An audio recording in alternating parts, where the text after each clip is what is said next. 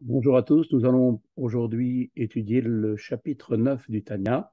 Nous avons vu dans les chapitres précédents que Rabbi Shimon Zalman avait donc analysé la structure de l'âme divine, ses 10 forces qui relèvent donc de la sainteté et ses 3 vêtements, ainsi que l'âme animale, ses 10 forces et ses 3 vêtements qui procèdent de la klipa.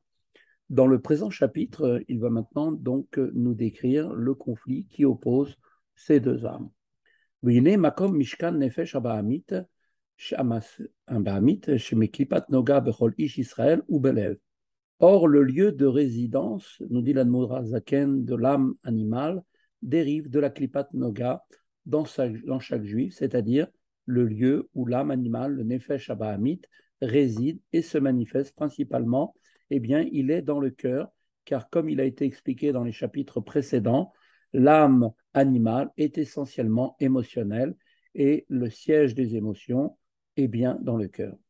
Bechlal Asmoli, Sheu Maledam, Urtiv, ki Adam ou Anefesh, et plus précisément la demeure de l'âme animale est dans le ventricule gauche qui est empli de sang, ainsi qu'il est dit dans le Deutéronome, car le sang de l'âme Nefesh, l'âme animale, réside donc dans le ventricule empli de sang, le ventricule donc de gauche. Velachen, kol ha'ta'avot, ve'ativ harut, ve'ka'az, ve'domehen, en belev, et c'est pour cette raison donc, étant donné que l'âme animale réside dans le cœur, que tous les désirs, la vantardise, la colère et les autres émotions, eh bien, toutes celles-ci qui sont similaires, se situent dans le cœur. En mitpashtot, pecholagouf, et ensuite, du cœur, elles se propagent dans tout le corps. Vegam ole la moar, sheberosh, l'archov, la'arer, behem, nitrakem, behem, et donc elles vont s'élever donc également dans le cerveau, qui est donc dans la tête, pour y penser, y méditer et s'ingénier en ce qui les concerne pour obtenir bien sûr satisfaction. Kemosha Adam Mekoro belev ou mealev mitpachet kol evarim vegam ole la moar sheberosh, tout comme le sang prend sa source dans le cœur, circule donc du cœur vers tous les membres et s'élève aussi vers le cerveau dans la tête. De même, donc, effectivement, on voit que l'âme animale, le nefesh, présente dans le cœur, lui-même demeure donc dans le sang, donc dans le cœur, qui se propage à travers donc tous les membres du corps, ainsi donc du cerveau de l'âme animale, c'est-à-dire donc ses facultés intellectuelles, au lieu donc elle de gouverner le cœur, en fait elles lui servent d'un instrument pour réaliser l'ensemble de toutes ses passions. Armakom Mishkan Nefesh Elokit ou Bemochin Sheberosh ou Misham Mitpachetet Lechol Aivarim. En revanche, le lieu de résidence de l'âme divine se situe dans le cerveau, dans la tête, et de là, elle s'étend, cette âme divine, vers tous les membres. Comme il a donc été expliqué et souligné dans le chapitre précédent, l'âme divine est essentiellement donc intellectuelle et le cerveau est bien le siège de l'intellect que Moshe Katouv lève Chacham Lemino, ainsi qu'il est dit donc dans l'Ecclésiaste, le cœur du sage, l'âme divine, sous-entendu par opposition au mauvais penchant appelé et qualifié par les Écritures de vieille insensée, est lui à sa droite. Donc le cœur du sage est à sa droite. L'âme divine ne réside donc pas seulement dans le cerveau, mais aussi dans le ventricule droit du cœur. Comme maintenant il l'a fait, nous avons donc étudié effectivement l'âme animale. Rabbi Shneur Zalman distingue le cœur des autres organes, car contrairement aux autres organes dans lesquels se manifeste qu'une extension de l'âme divine, c'est l'âme elle-même, ses facultés émotionnelles qui se révèlent dans le cœur, et c'est donc ce point qui va donc maintenant être, si Dieu veut, développé. V'i ahavat Hashem kirashpe esh shel ahavat. Et c'est là donc la révélation de l'âme divine dans le cœur, et bien qui est ni plus ni moins l'expression de l'amour flamboyant pour Dieu. Mitlavehet belev masculine, qui elle, cet amour, brûle dans le cœur des hommes subtils, qui utilisent en fait leur faculté donc de chorma, amevinim ou mitbonenin, qui comprennent et réfléchissent avec donc la faculté de bina pour la compréhension pour laquelle une question donc est analysée dans tous ses détails et dans toutes ses ramifications, Bedaatam, Asher Bemocham, et aussi avec la faculté de connaissance de leur cerveau, c'est-à-dire la faculté de Da'at, la connaissance, qui permet de se concentrer et de ressentir ce qu'il a donc bien compris. Bedvarim, Ameorerim et Tahava, ainsi l'amour brûle dans le cœur de ceux qui emploient les trois facultés de Chochma, Bina et Da'at pour méditer sur des choses qui éveillent cet amour, c'est-à-dire pour méditer sur la grandeur de Dieu. Car comme on l'avait expliqué au chapitre 3, comprendre la grandeur de Dieu conduit à l'aimer. Un tel amour est donc exemplaire d'une situation dans laquelle l'âme divine se révèle dans le cœur à partir du cerveau. Vechen simchat lev, l'élève, betif eret Hashem ve'adar geono. De même, il est une autre forme plus profonde de révélation de l'âme divine dans le cœur, qui est en fait la joie du cœur devant la splendeur divine et la majesté de sa gloire. Kacher aliyed eine chacham asher berosho bemora chormato binato. Cette joie donc est éveillée quand les yeux du sage, c'est-à-dire l'âme divine, qui sont dans sa tête, c'est-à-dire dans son cerveau, qui renferme ses facultés de chorma et de bina, mistaklim beyakra de malka vetiferet gedulata Gedulato ad ein cheker ve'en so betachlit kemevoar b'makom acher. Et donc, quand ses yeux de l'esprit contemplent la gloire du roi et la beauté de sa grandeur insondable, infinie et illimitée, alors, eh bien, le cœur se réjouit et est heureux, comme il sera donc expliqué un peu plus tard. Contempler avec les yeux, donc nous le voyons, de l'esprit, la grandeur de Dieu ne signifie pas simplement comprendre cette grandeur, mais c'est aussi également la percevoir avec la même conscience que celle d'une vision physique. Une telle perception éveille dans le cœur un sentiment de joie qui lui est, bien sûr, qui est lui aussi une manifestation de l'âme divine, elle-même située dans le cerveau. De même, les autres émotions saintes du cœur, telles la crainte de Dieu, proviennent des facultés, elles aussi, de Chabad, la sagesse, compréhension et la connaissance, donc de l'intellect. Rabbi Shlomo Zalman a donc maintenant établi que les deux âmes ont chacune un lieu de résidence et un mode de fonctionnement qui leur sont propres, pour que n'en soit pas tirée la conclusion erronée que chaque âme fonctionnerait indépendamment sans interférer sur l'autre. Rabbi Shlomo Zalman donc poursuit notre étude. Cependant, il est dit justement dans la Genèse, et une nation prévaudra sur l'autre. Ce verset fait référence en fait à Yaakov et à Esav. Dans un sens spirituel, Yaakov et Esav symbolisent l'âme divine et l'âme animale qui luttent continuellement l'une contre l'autre. Ki aguf nikra ir ktana, kemo sheshne melachim nilchamim al ir achad, shekol echad rotse lechvosh l'irvosha ou l'imloch alea, car le corps, est appelé, donc comme c'est marqué dans l'Ecclésiaste, toujours une petite cité, et à l'image donc de deux rois qui se font la guerre pour une cité, chacun désirant la conquérir, gouverner même contre le gré de sa population et finalement régner sur elle avec son consentement. Dainu, Leanig, Yosvea, Kirtsono, Vesheyu, Sarim, Lemashmahuto, Pechol, Asher, Yixor, Lehem. C'est-à-dire, en fait, le roi veut faire en sorte que, c'est-à-dire que les habitants vont donc réagir selon sa volonté et qu'ils lui obéissent dans tout ce qu'il va donc décréter à leur égard. Car c'était anefashot, elokid, vechionit, abahamit, je m'éclique pas, nilchamot, zo imzo, à la gouffe, bechol. Ainsi, les deux âmes, l'âme divine et l'âme animale, donc issue de la klipa, et qui est pour cette raison l'antithèse même de l'âme divine, mènent toutes les deux un combat l'une contre l'autre pour que le corps et tous ses membres, le corps étant donc ici comparable à la cité et les membres à ses habitants, eh bien, chez Aelokit, car le désir, bien sûr, aussi de la volonté de l'âme divine, sont de gouverner exclusivement le corps et de le régir. Vechel evarim yiyu sarim les mashmarata, au betelim, et cela les gamré. Et l'âme divine désire elle aussi que tous les membres lui obéissent, se conforment effectivement à ses ordres, et plus encore, lui soient totalement subordonnés, c'est-à-dire qu'au-delà de leur obéissance effective, leur volonté soit également soumise à la sienne.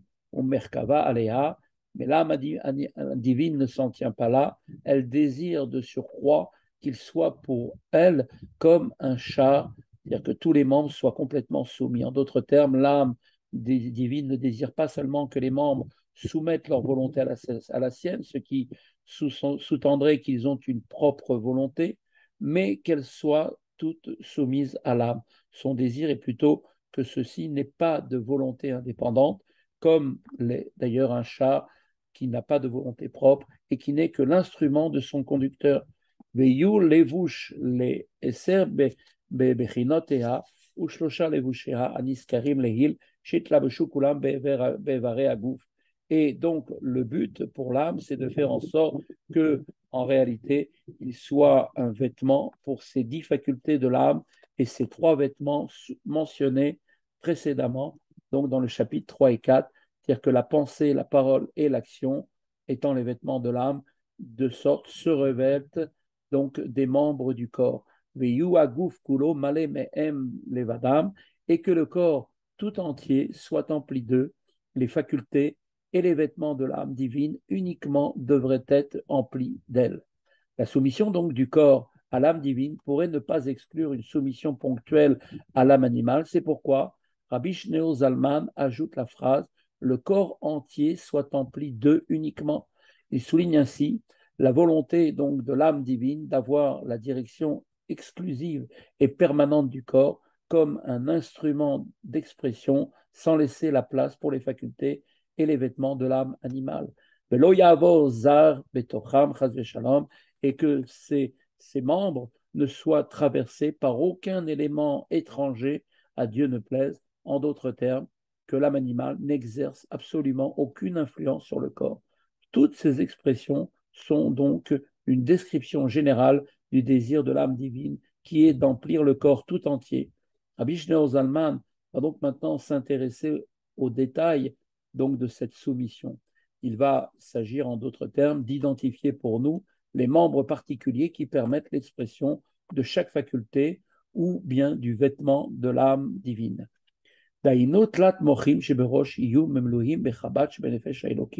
C'est-à-dire, plus précisément, l'âme divine désire que les 3 cerveaux, c'est-à-dire les 3 régions du cerveau qui correspondent aux 3 facultés intellectuelles de Chabad, Chochma, Bina, Da'at, soient remplies et totalement donc utilisent les facultés donc de Chabad, de l'âme divine. Shei Chochmat Hashem ou Binato, qui elles-mêmes sont la perception Chochma et la compréhension Bina de Dieu. Leitbonen, Bigdulato, Asher ad En Cheker ve'en Sof, et donc qu'il médite sur la grandeur impénétrable et infinie de Dieu. Léolid me'em al yedadat ayera bemocho pachad Hashem belibo, et que soit ensuite dans le processus intellectuel engendré à partir d'elle, c'est-à-dire de Chochma et de Bina, par l'intervention de la faculté de Da'at, c'est-à-dire en s'immergeant donc dans la pensée sur la grandeur de Dieu avec la profondeur propre à Da'at pour dépasser ensuite le stade de la compréhension et en arriver à carrément ressentir véritablement l'idée que nous avons comprise, la crainte de Dieu dans son cerveau et la peur de Dieu dans son cœur.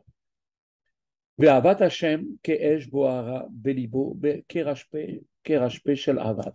Ainsi, donc, qu'un amour pour Dieu brûlant comme un feu en son cœur, semblable à des flammes ardentes, liot nirsefa vegam kalta nafsho bechashika vechapitza levekabo ben sov baruchu bechol lev venefesh meod.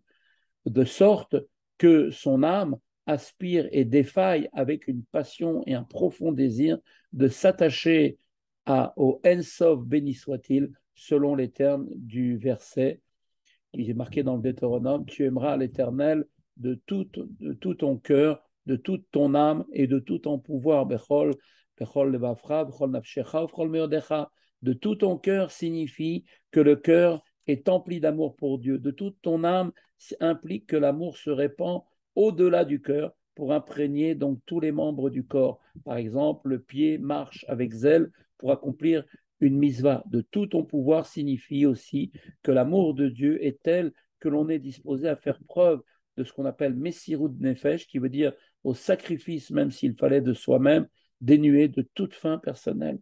Mais Umka Deliba Shebechalal Ayemini, et cet amour s'éveillera des profondeurs du cœur, du côté droit, le siège des facultés émotionnelles, comme on l'avait vu, de l'âme divine.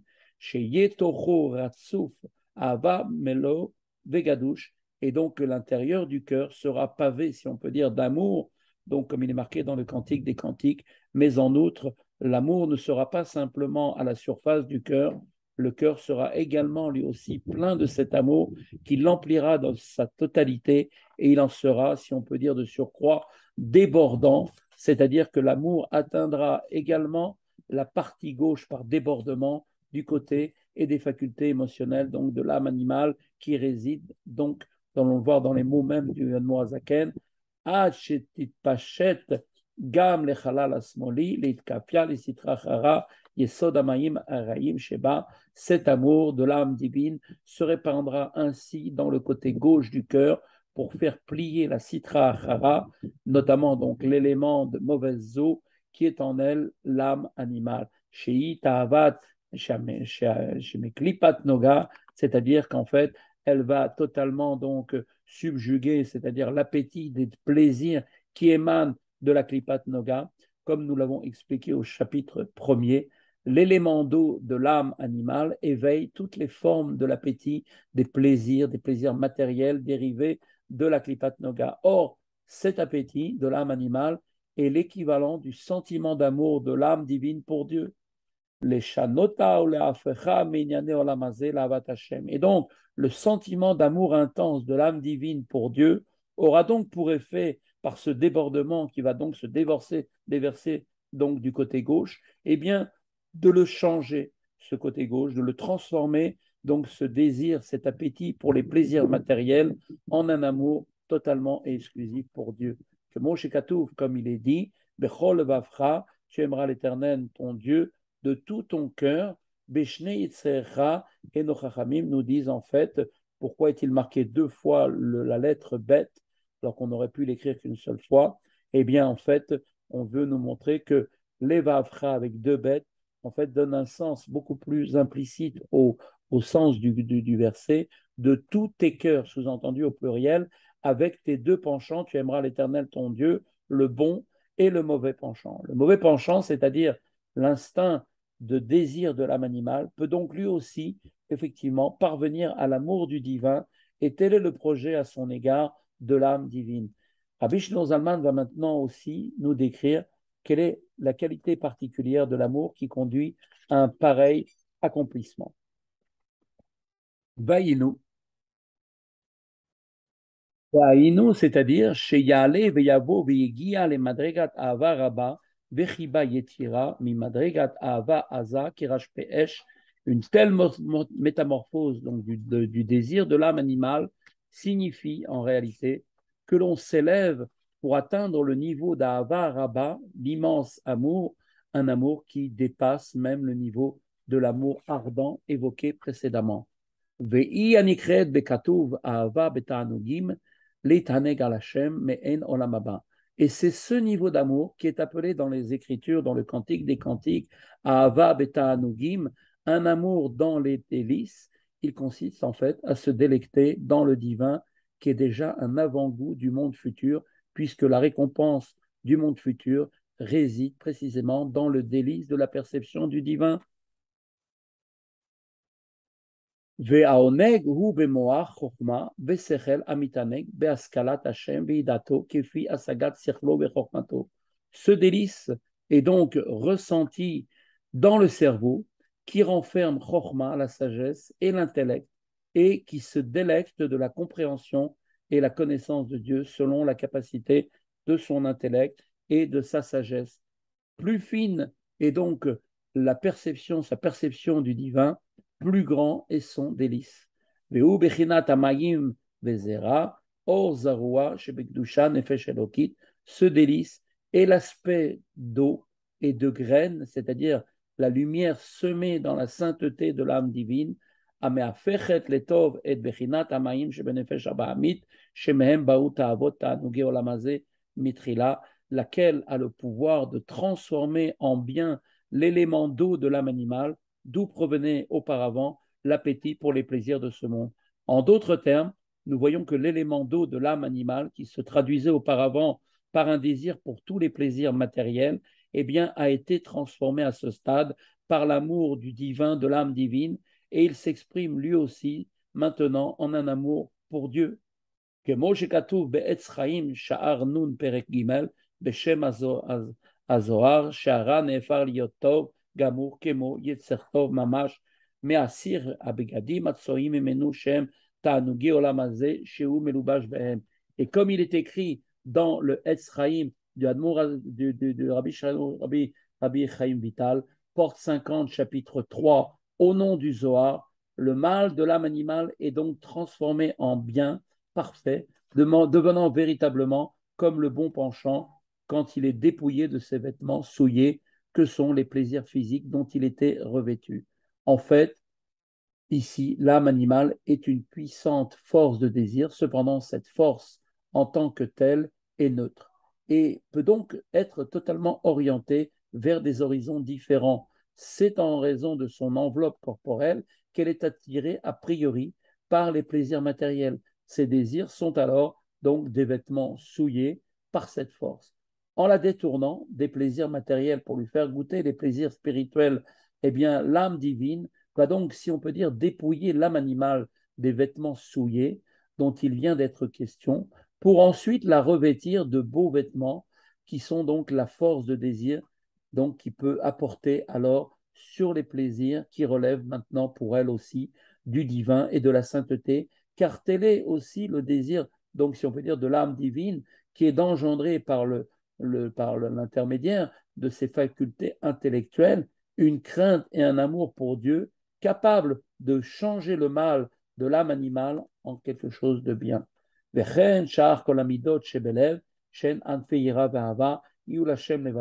De même, l'âme, donc l'âme divine, désire que toutes les autres émotions du cœur, qui sont des dérivés de la crainte et de l'amour, donc soient uniquement orientées vers Dieu.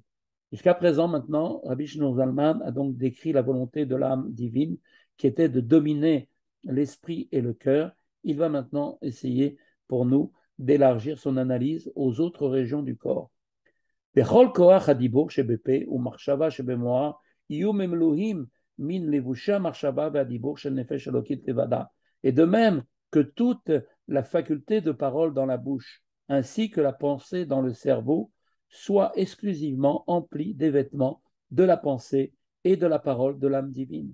שאין מחשבת השם ותורתו להיות שיחתו כל היום לא פסיק פומי מגרסה, qui sont en fait ni plus ni moins la pensée relative à Dieu et à sa Torah. Ceci est le vêtement de pensée de l'âme divine dont il parlera tout au long de la journée. Sa bouche ne cessant jamais d'étudier, comme c'est marqué dans Baba Batra là-bas, ceci est le vêtement de la parole de l'âme divine.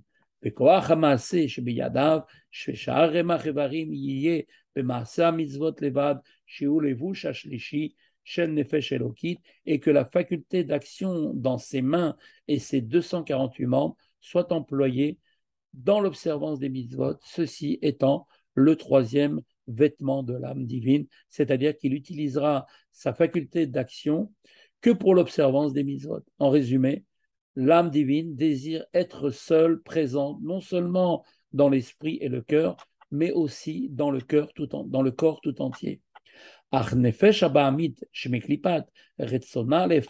Mais en réalité, n'est pas aussi simple, car l'âme animale elle-même, dérivée de la clipate, veut exactement le contraire, c'est-à-dire que le corps soit empli de ses facultés à elle, de ses vêtements, de pensée, parole et action. Les tovat adam shitgaber aleha vitnatseach kemashal azona shebezora kadosh. Pourtant, en réalité, au fond d'elle, l'âme animale désire en vérité, cela pour mettre le juif à l'épreuve. Et en réalité, tout cela est pour le bien de l'homme, afin qu'il lui-même prenne le dessus et arrive à la vaincre, comme dans la parabole de la courtisane relatée dans le Saint Zohar, deuxième partie, page 163a. Le Zohar nous donne en fait la parabole suivante. Un roi désira mettre à l'épreuve la force morale de son fils unique. Il y avait donc au service du roi une femme à la fois qui était belle et intelligente. Ayant expliqué son dessein, il lui ordonna d'accomplir tous les efforts possibles pour séduire le prince et le faire chuter dans la bassesse, malheureusement, des plaisirs charnels. Afin que l'épreuve soit valide, la supposée courtisane devait user de tout son charme, de tous ses artifices. La moindre négligence n'aurait pas été, elle, en réalité, une sorte de synonyme de désobéissance à ce grand roi. Et cependant, en même temps qu'elle accomplissait sa mission, même si elle mettait tout en œuvre pour séduire le prince, en son fort intérieur, la courtisane, elle, désirait du plus profond de son cœur que le prince ne succombe pas à ses avances. Ainsi, suivant les termes de cette métaphore, la clipa, elle aussi, à l'image de cette courtisane, en dépit des stratagèmes qu'elle met en œuvre, désire profondément être vaincue par chacun d'entre nous pour que nous accomplissions en tant que fils de roi la volonté d'Akadosh Baruch Hu. Voilà, c'est ici que se termine notre chapitre 9. Je souhaite à tous une bonne continuation et à très bientôt.